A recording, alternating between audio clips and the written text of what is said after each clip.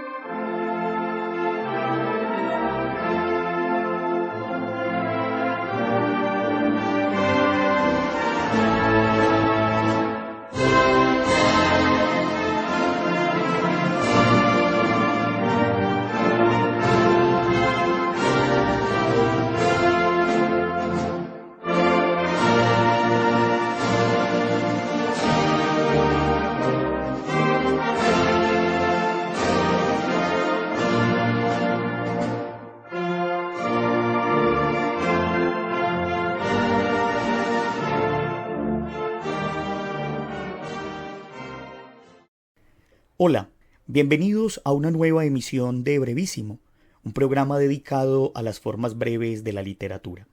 Yo soy Mauricio Montoya y le doy la bienvenida a mis compañeros de mesa. Hoy tendremos una emisión especial, pensada desde la fecha del 1 de mayo, día que recordamos como cada año el Día Internacional del Trabajo. Desde Brevísimo queremos sumarnos a esta conmemoración y por ello les traemos un menú de brevedades literarias relacionadas con este día. Minificciones, frases célebres, himnos religiosos, poemas y una fábula muy particular nos acompañarán en este programa. Escuchábamos al inicio del programa un fragmento instrumental del famoso himno de los trabajadores del mundo, conocido como La Internacional, un poema que fue escrito por el francés Eugène Pottier en su libro Cantos Revolucionarios y que sería musicalizado por Pierre de Jaiter, miembro del Partido Obrero francés, quien era conocido en Francia como un excelente compositor musical.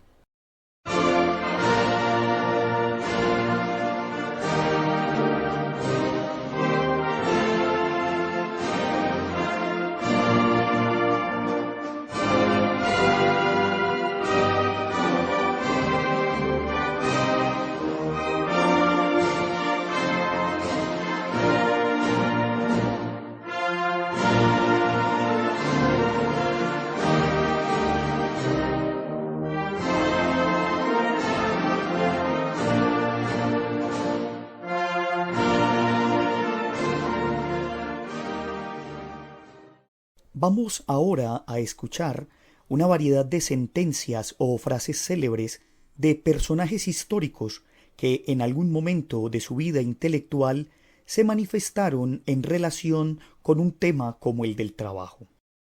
Siempre que te pregunten si puedes hacer un trabajo, contesta que sí, y ponte enseguida a aprender cómo se hace.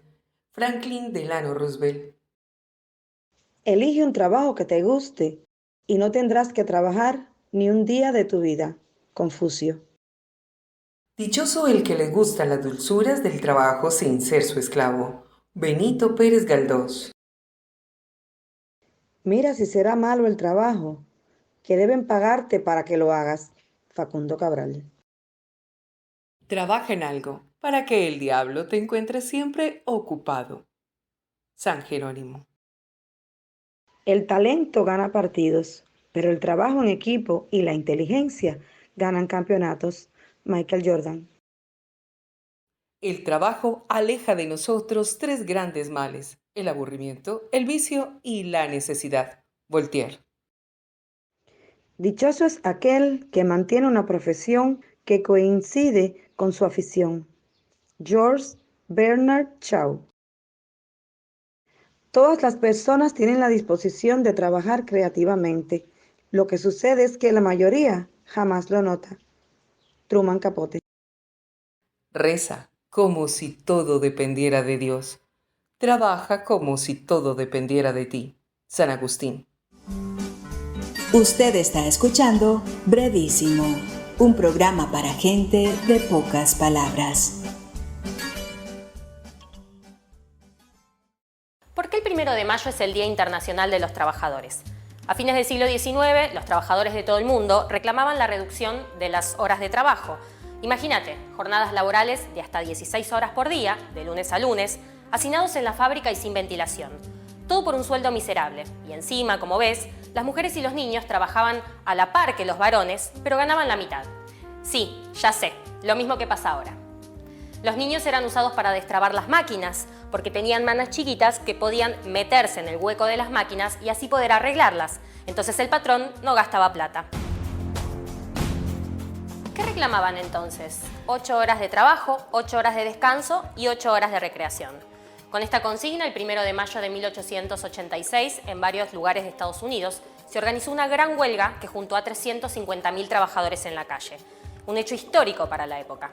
Muchos eran anarquistas y socialistas. En Chicago estuvo la huelga más impactante, porque participaron 40.000 trabajadores con todos los transportes parados y había piquetes por todos lados. Los empresarios bajaron hasta las horas de trabajo para evitar que se sumen al paro unas 45.000 personas más. La policía atacó a balazos las movilizaciones durante ese día y los siguientes. El día 3 mataron a 2 trabajadores en la huelga de la fábrica McCormick, que estaba en conflicto por despidos. Y el cuarto día reprimieron un mitin pacífico. Cuando comenzó a dispersarse, estalló una bomba donde estaban los policías que dejó muertos y heridos. Sin ningún tipo de pruebas, el gobierno acusó a 8 trabajadores, en su mayoría anarquistas, como autores del atentado. El juicio fue una completa farsa, que terminó con la pena de muerte para 5 de ellos, 2 a cadena perpetua y 1 a 15 años de prisión. George Engels, uno de los condenados, dijo unas últimas palabras en su alegato para denunciar la explotación capitalista. Escuchemos un fragmento. No combato individualmente a los capitalistas, combato al sistema que produce sus privilegios. Mi más ardiente deseo es que los trabajadores sepan quiénes son sus enemigos y quiénes son sus amigos. Albert Parsons, otro de los condenados, que fue compañero de Lucy Parsons, un ícono de la lucha de las mujeres, de la clase trabajadora y una verdadera amenaza para el Estado norteamericano. Lucy estaba convencida de que no habían sido asesinados por haber puesto una bomba, sino porque estaban organizando a los esclavos del salario.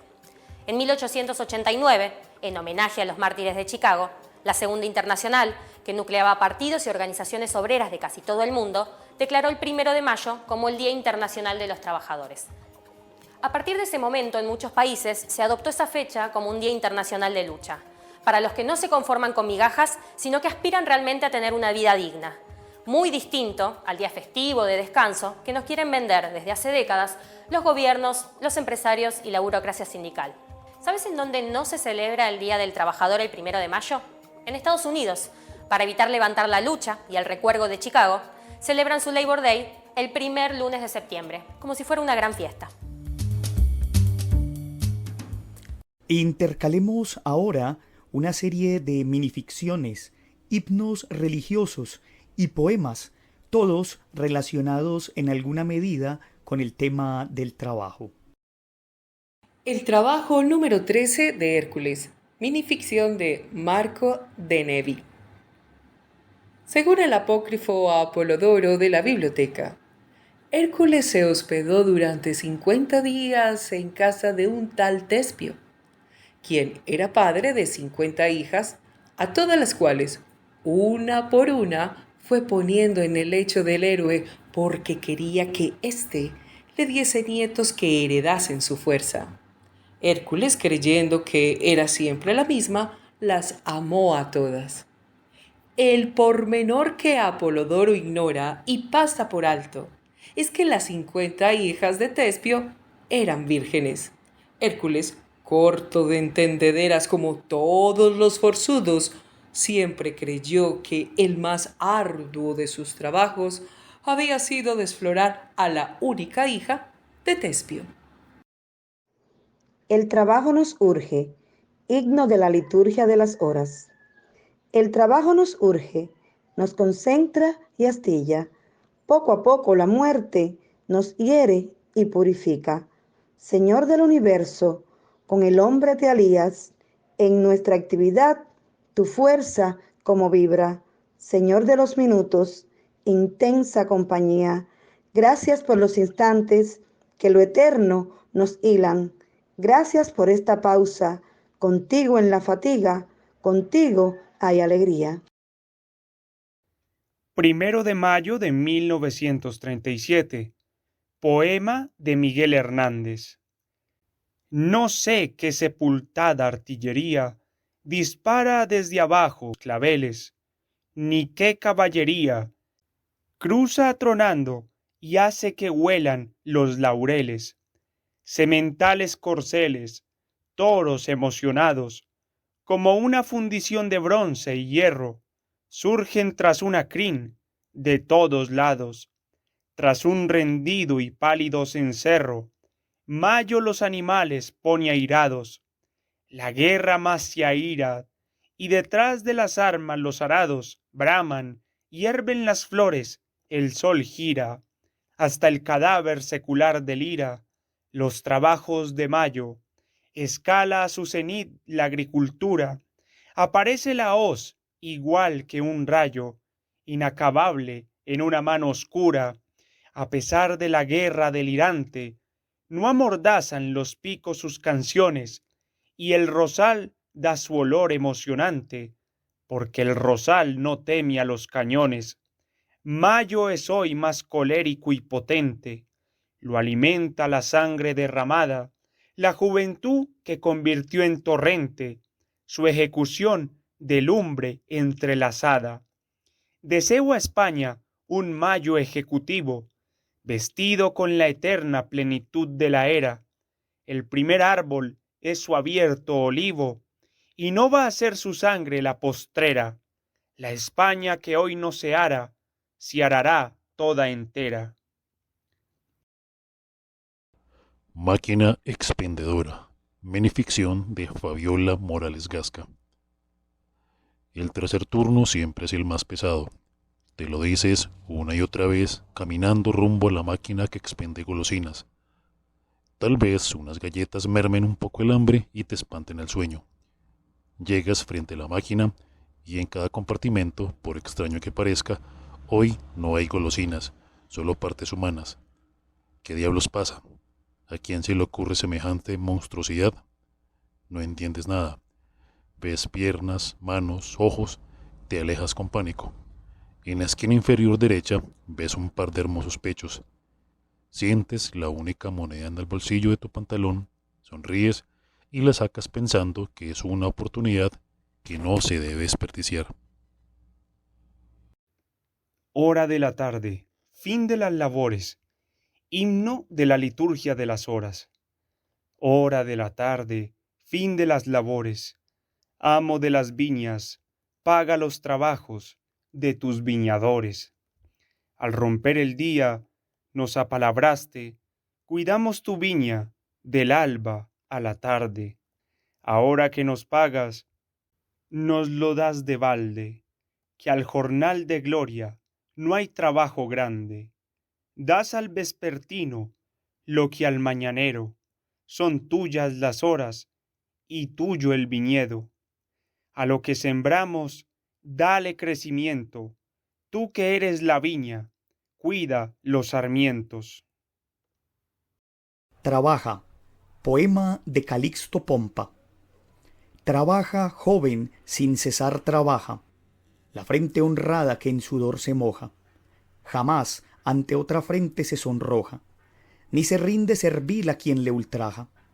Tarde la nieve de los años cuaja sobre quien lejos la indolencia arroja, su cuerpo al roble por lo fuerte enoja, su alma del mundo al lodazal no baja. El pan que da el trabajo es más sabroso que la escondida miel que con empeño liba la abeja en el rosal frondoso. Si comes ese pan serás tu dueño, mas si del ocio ruedas al abismo, todo ser lo podrás menos tú mismo. Usted está escuchando Brevísimo. Lo bueno, si breve, 2 veces bueno.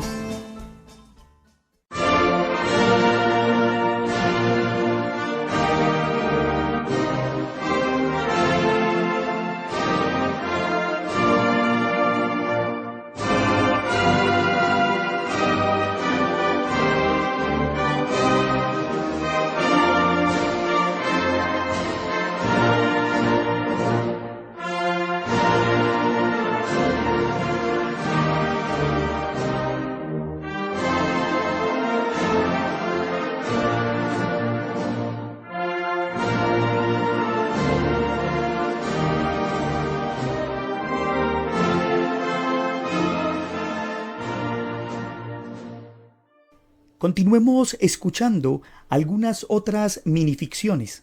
También una arenga que en su tiempo dirigiría María Cano a los trabajadores y un poema escrito por nuestra compañera Andrea Montoya para hacer honor a la mismísima María Cano. Dilema. Minificción de José Juan Aboitia. El mercenario atraviesa por una crisis financiera, se entera de un trabajo, ofrecen una buena cantidad por su cabeza. La huelga. Minificción de María Emilia Recendis. Muy tempranito llegó el del sindicato, acompañado del dueño de la fábrica, al que yo ni conocía. Me llamaron para hablar a solas, porque según ellos yo representaba el alboroto. Los demás se quedaron callados, no lanzaron ni una mentada de madre, pensando que el problema estaba resuelto. No sé cómo le hicieron para que mordiera el anzuelo, pero es bien cierto que hablaron muy bonito, me hicieron sentir importante, como si fuera uno de ellos. Yo quería decirles que no la chingaran, que pensaran en los hijos de los trabajadores, pero no más se me ocurrió pensar en los míos y en el hambre que tenía. Luego les aventé la cobija a los compañeros, que hasta me echaron porras, y me fui en el carro del patrón, porque me invitó a desayunar. Arenga de María Cano a los obreros en 1925. Compañeros, en pie, listos a defendernos, seamos un solo corazón, un solo brazo, cerremos filas hacia adelante. Un momento de vacilación, de indolencia dará cabida a una opresión más, a nuevos yugos. Valientes soldados de la revolución social, en marcha. Nuestros enemigos reafirman su persecución de siglos, fortalecida hoy por regresiones infamantes. Los pechos que la lucha del trabajo ha endurecido sean roca donde se rompan las lanzas enemigas. Ellos se organizan para destruir. Nosotros nos organizamos para construir. El alma popular debe ser bloque de granito donde los hechos esculpan los dogmas del gran evangelio social. Cerremos filas en torno a nuestra bandera, jirón rojo, emblema de nuestra lucha cruenta, que muestra a los tiranos el proletariado hecho un solo corazón, llama encendida que lame los cimientos del monstruo y que un día no lejano le consumirá. Soldados del proletariado, avanzadas de la libertad, acudid a prestar el glorioso juramento a nuestra bandera. Defenderla es preciso del lodo que quiere salpicarla. Agitarla es preciso como vindicta ante el oprobio y la opresión. Oíd mi voz que os convoca y que esos músculos tensos aún por el esfuerzo del trabajo, esas frentes sudorosas, esos ojos ensombrecidos por la tortura del pensar, sean oreados y fortalecidos por el hálito de la libertad al ondular glorioso de nuestra bandera. Cerremos filas. Adelante. Lucha de clases, minificción de Mauricio Montoya. Las hormigas del sindicato habían sido invitadas a un espléndido banquete. Tras la comilona, el dueño de la empresa pronunció un discurso en el que habló sobre la importancia del trabajo y los inconvenientes de la protesta. No hubo aplausos. De inmediato, los guardaespaldas ingresaron al recinto con el fin de contener cualquier situación de anormalidad. Eran osos hormigueros bien entrenados. En memoria de María Cano. Bajo las tardes grises de los trabajos forzados, germinaban miradas duras y cansadas, días casi interminables, sometidos al oprobio y la tiranía, mientras tú habitabas la Medellín conservadora y turbia, donde vivir era como acercarse al borde de algo todavía desconocido. Te rozó la injusticia de un poder que condenaba a una clase obrera a vivir bajo su yugo de opresión, oficios en condiciones tan innobles que su carácter de humanidad se vio amenazado a desaparecer. Fundaste un sueño, el sueño enardecido de la palabra compartida y su libertad primera, consagrándote así al trabajo y el deseo de un porvenir justo y compasivo que devolviera la dignidad y el sueño perdido del proletariado. Rojas fueron las banderas de tu revolución y un 1 de mayo mujeres y hombres arribaron a la plaza en medio de la agita y conmoción, proclamándote como la flor del trabajo, símbolo de tu pasión por la lucha y tu entereza para resistir al mandato de una sociedad arbitraria que derivó más tarde en una política de muerte. La historia te guarda en su corazón de fuego y sangre, para que se mantenga siempre vivo el anhelo de la revolución.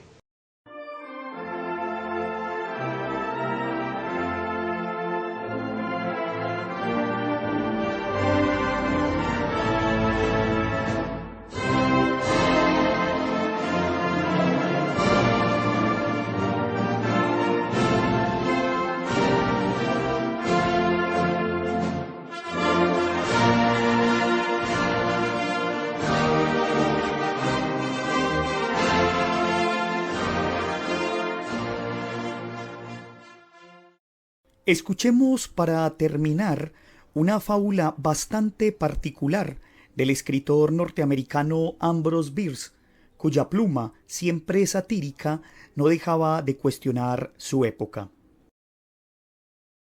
El funcionario escrupuloso, Ambrose Bierce. Mientras el jefe de un ramal del ferrocarril cumplía esmeradamente con su trabajo de colocar obstáculos en las vías y manipular las agujas, recibió la noticia de que el presidente de la compañía estaba a punto de despedirlo por incompetente. «Dios mío», exclamó el hombre, «hay más accidentes en mi zona que en el resto de la línea». «El presidente es muy quisquilloso», dijo el hombre que había traído la noticia. «Piensa que se puede provocar la misma pérdida de vidas sin necesidad de dañar las propiedades de la compañía. ¿Qué espera? ¿Que mate a tiros a los pasajeros por las ventanillas del tren?», exclamó el indignado funcionario, clavando una traviesa floja en las vías. «¿Me toma por un asesino?».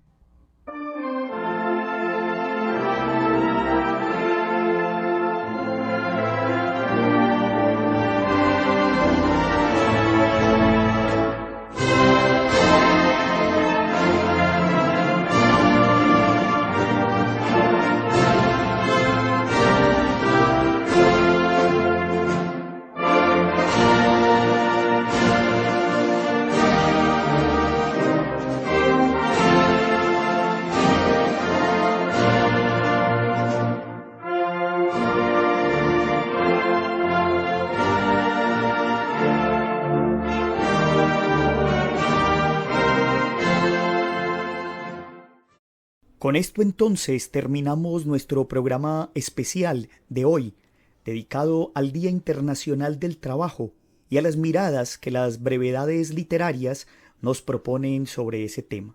Agradezco a todos los que me acompañaron en la mesa: Kenia Rodríguez, Norbey Echeverry, Heimar Marín, Diana Gutiérrez y Andrea Montoya.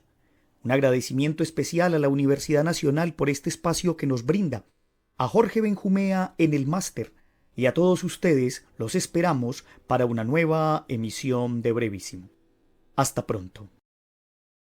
Brevísimo, un programa radial dedicado al relato corto, letras, autores y viajes que nos hacen soñar en pocas palabras.